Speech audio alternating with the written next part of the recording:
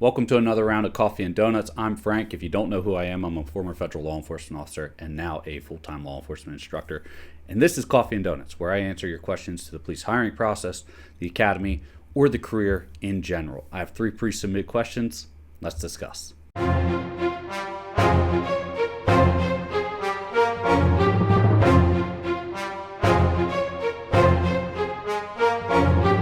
Hey, before we get started, if you want your questions answered, we answer every question that we find on our social platforms. We start predominantly on YouTube, but also our new blog. If you want your questions answered and a chance to have them show up on Coffee and Donuts, go ahead, leave us a comment in either of those 2 platforms, and you have a chance of having me deep dive into it like I'm about to do with these questions. Now, these pre-submitted questions. First one, we're going to kick this right off.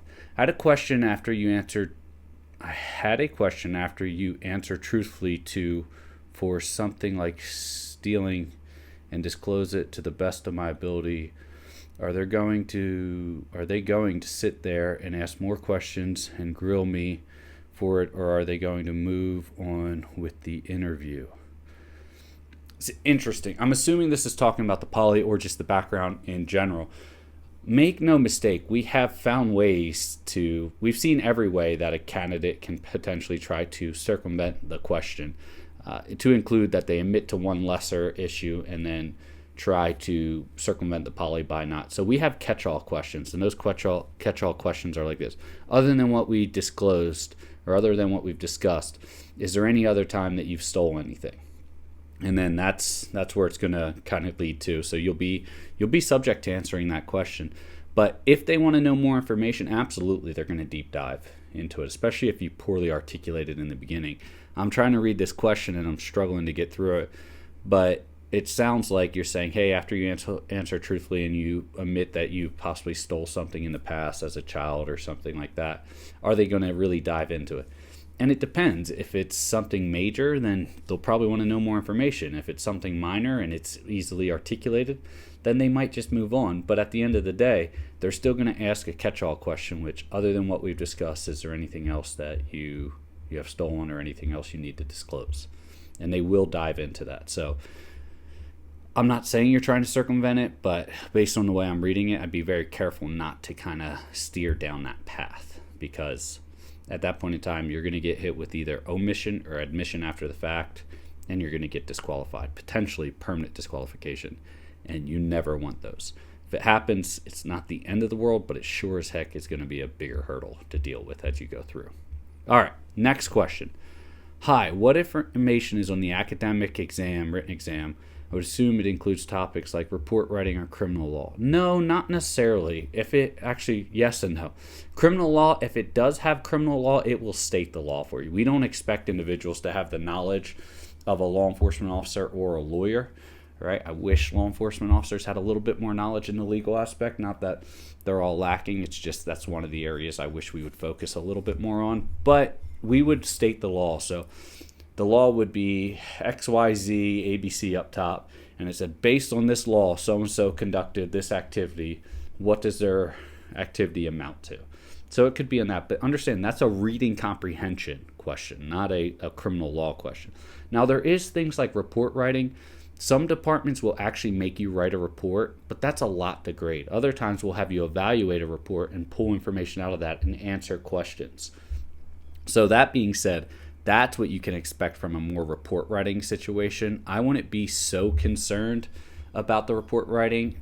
I would be more concerned about learning the 3 core fundamentals of a written exam. So that's reading comprehension, that is vocabulary and grammar, and that's writing, right? So you know that they're going to be on there. You know that you're going to have some grammatical type of experience or be able to recognize it. You know you're going to have to read passages and be able to interpret information. And then you might have to be able to analyze a report and then go from there.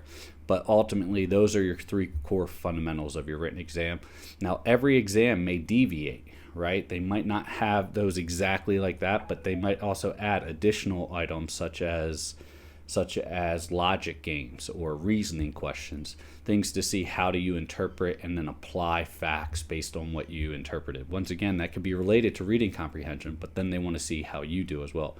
I've also seen written exams add in a psychological component, a true or false or a personality inventory, to also see where you are, and that's a part of their written exam. But each written exam will have those 3 core components. All right, next one. What if you don't have a credit score because you've never had a credit card? Common misunderstanding here. Just because you don't have a credit card doesn't mean you don't have a credit score. You might not have a good credit score, but you still have a credit score, especially if you're an older individual. And when I say older, I'm just talking anywhere's above the age of 21 or 22. So you can start building credit younger, but at 18 you start building credit, or fast or slow. It depends on how you do it. Now, if you engage with credit incidents or credit, what's the word I'm looking for? Credit companies, so to say. And what I mean is you take out loans, right? You take out loans for a car, you take out loans for a house. You have a credit card. You have a payment plan on something, right? Where you have an internet bill, you have a phone bill, you have a lease. It doesn't matter. You rent a house, right? All that stuff is going to do a credit check, and then you're going to have obligatory payments, revolving payments that you have to make. That's going to help build your credit. Using a credit company such as a credit card or a bank's credit card or something along those lines, that will help build it faster as long as you manage it properly. A couple things affect your credit. It's your credit usage versus your limit. So let's say you have a $10,000 limit on your credit cards and you use over $5,000 consistently. That's actually going to lower your credit, right? If you don't use it at all, you're not really going to build credit either. So there's a fine line between staying under that 50% mark that we found, and I'm not a financial expert, so talk to a financial expert. But what we found, staying under that 50% mark and making sure that you go, I don't want to say up to it, but around 35% or so, making sure you're using the credit and then paying it off. What we found is a really good way to build credits with our members is to see when your credit report date is and then make your payment 3 days before that, so it has time to clear. And then that way, when they report it to the credit reporting bureaus, it's actually your usage limit is less because you just made a payment on it.